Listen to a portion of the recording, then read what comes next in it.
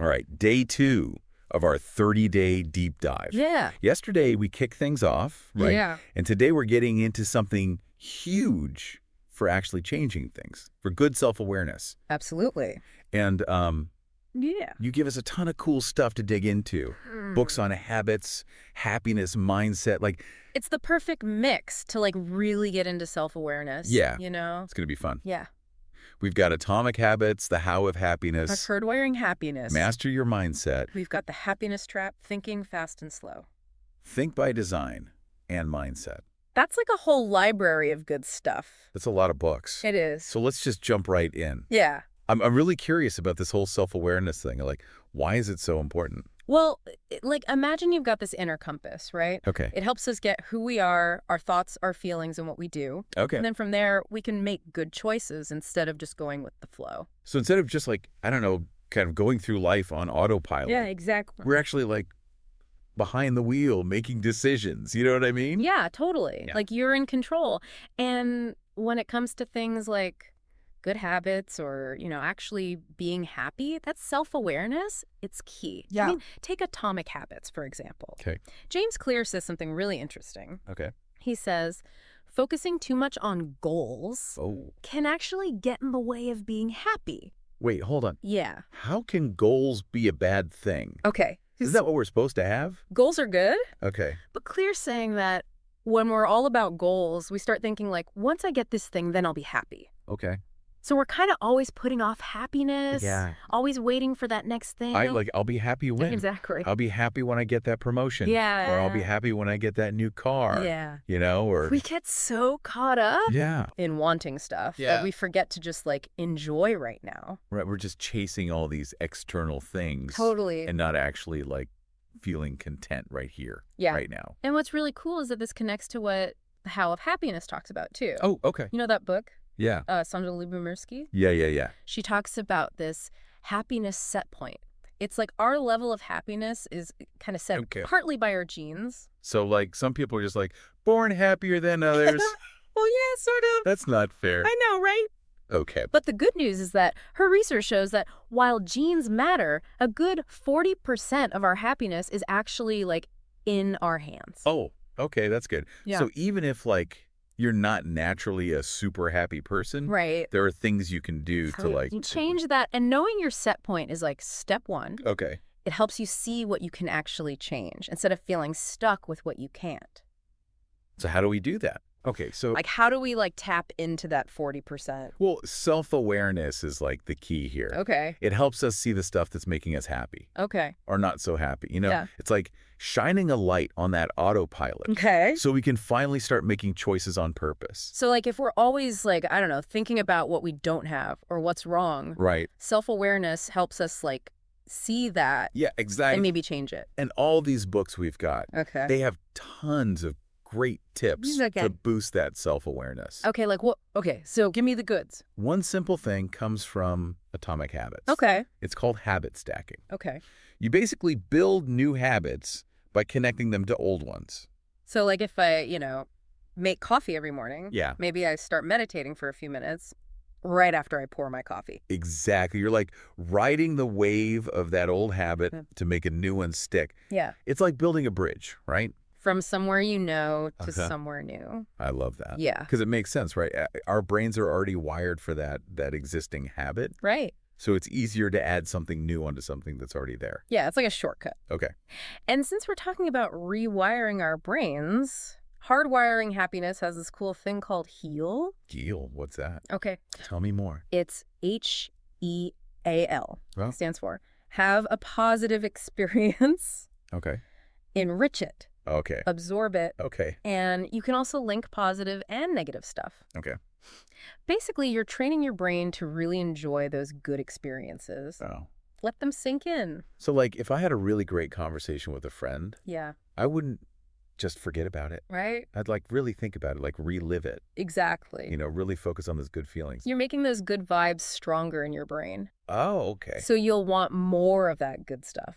That's pretty cool. Right. It's like we can kind of create our own happiness Yeah. by focusing on those good things. It's powerful stuff. Yeah. And you know what Mhm. Journaling could be a great way to do that heal thing, Oh, okay, yeah. like writing it all down. Journaling is like, talking to yourself. Yeah, like a conversation in your head, but on paper, Okay. you can see those thoughts and feelings, It's a- figure out the patterns. So it's not just like complaining in a diary. No, no, no. It's more about like figuring yourself out and Right. maybe like growing from It's it. about understanding yourself better. Okay. And speaking of that, mindfulness. Yeah, mindfulness. Everyone's talking about mindfulness these days. Yeah, it's a big deal. But like, what is it about mindfulness? So think of your thoughts like a busy highway. Okay.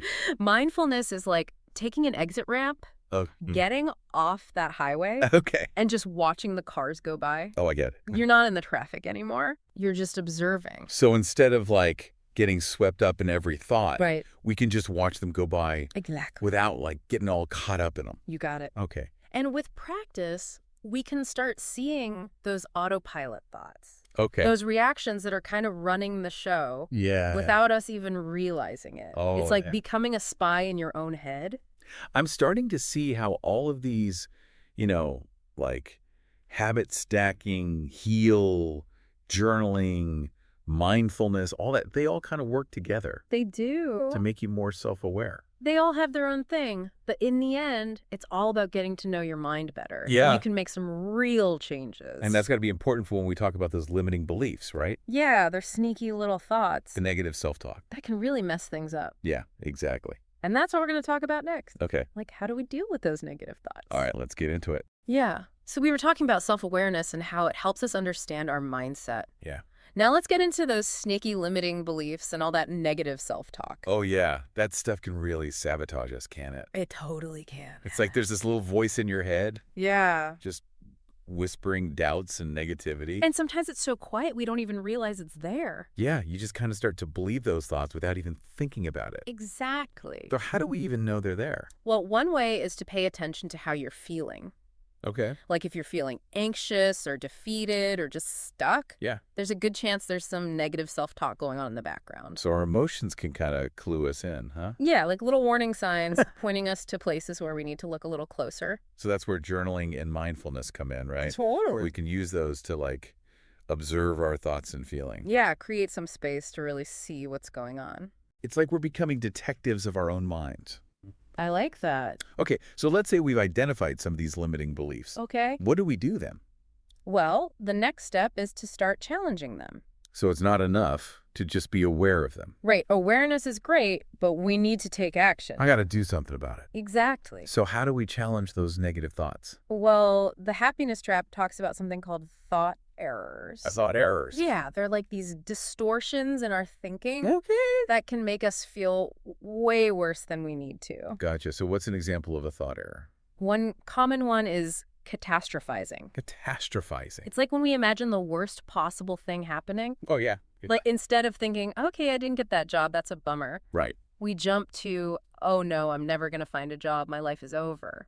It's like taking a small setback and turning it into a total disaster in your mind. Exactly. And that just makes us more anxious and stressed. Yeah, for no reason. And a lot of times, those thought errors are connected to those limiting beliefs we were talking about. Right. Like, if I believe I'm not good enough, Yeah. I'm more likely to freak out when things don't go my way. Exactly. Because it kind of confirms that belief in my mind. it reinforces that negative story we're telling ourselves. So how do we stop those thoughts from taking over?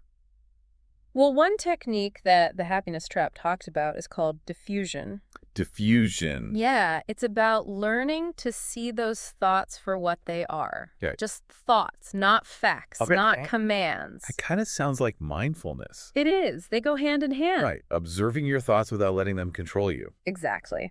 And the happiness trap has all these fun ways to practice diffusion. Oh, yeah. Like One is to imagine your thoughts like clouds. frogs. Yeah, just drifting by.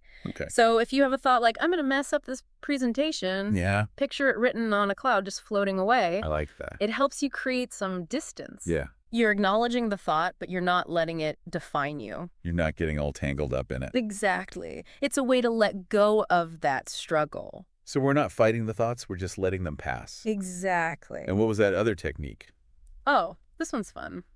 Okay. Try singing your thoughts in a silly voice. Wait, singing my thoughts. Isn't Yeah. that a little, I don't know, weird? It might sound silly, but it works. Okay. It's all about adding some humor, Okay. taking away the power those negative thoughts have. So if I'm thinking I'm going to mess up this presentation, Right.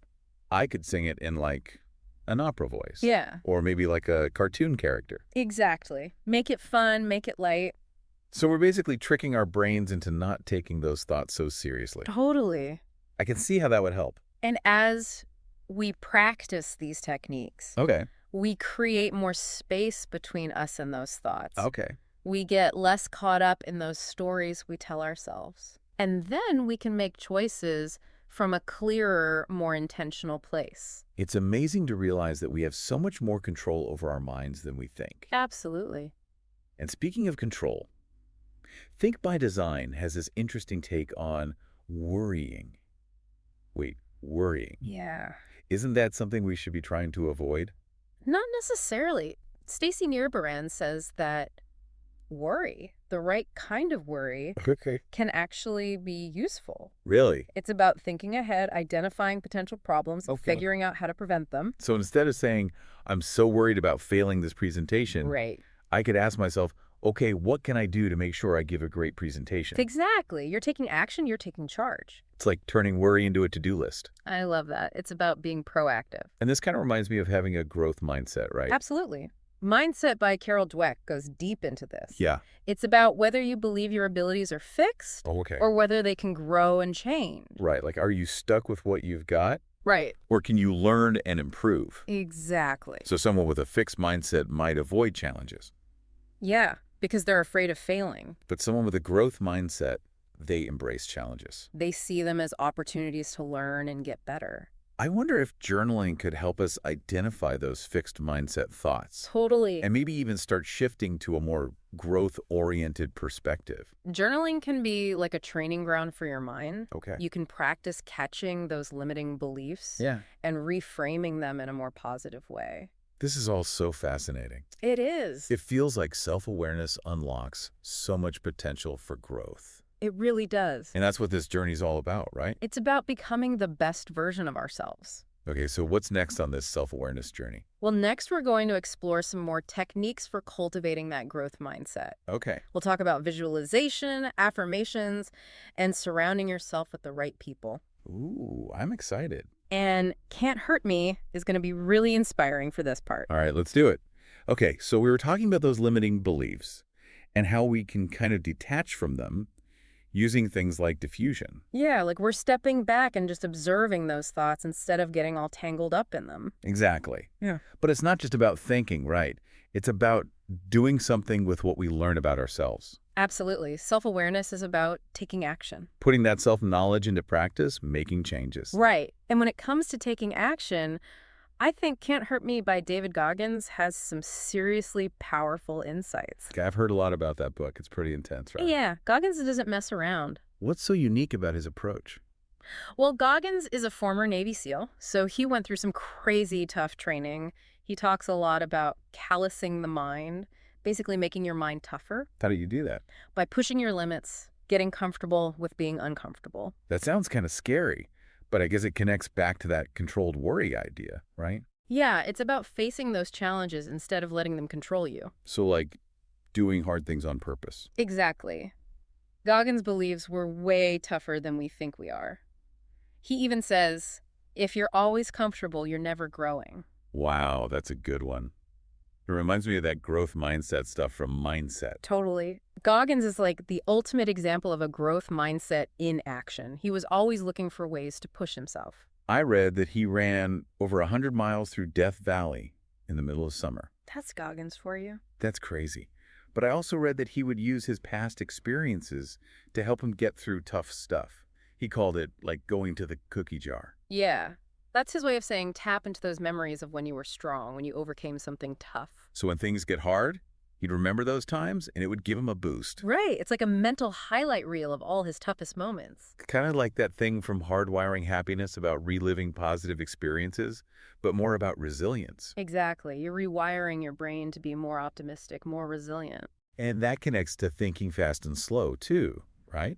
about how our minds naturally focus on the negative. Yeah, Kahneman calls it loss aversion, but Goggins seems to have figured out how to flip that around. So how can we cultivate that kind of toughness? I think I'm not planning on running through Death Valley anytime soon. Well, Goggins is big on self-discipline, doing things you don't want to do, even small things, to build that mental muscle. Like even making my bed every morning can help. It all adds up. It's about those little victories, building momentum. My Master Your Mindset talked about the importance of your environment too, right? Definitely.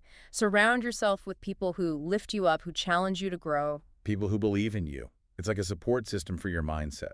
It all comes back to self-awareness. The more you know yourself, the better you can create a life that works for you. It's been amazing exploring all these different angles on self-awareness today. We covered a lot. Habit stacking, heal, mindfulness diffusion, go into the cookie jar. You don't have to do it all at once, though. Pick one or two things that resonate with you and start there. Small steps, right? Exactly. And be patient with yourself. It's a journey. It's not about being perfect. It's about learning and growing along the way. You got it. And that wraps up day 2 of our 30-day deep dive. Awesome. Thanks for being here today. My pleasure. Keep those minds open, and we'll see you back here tomorrow.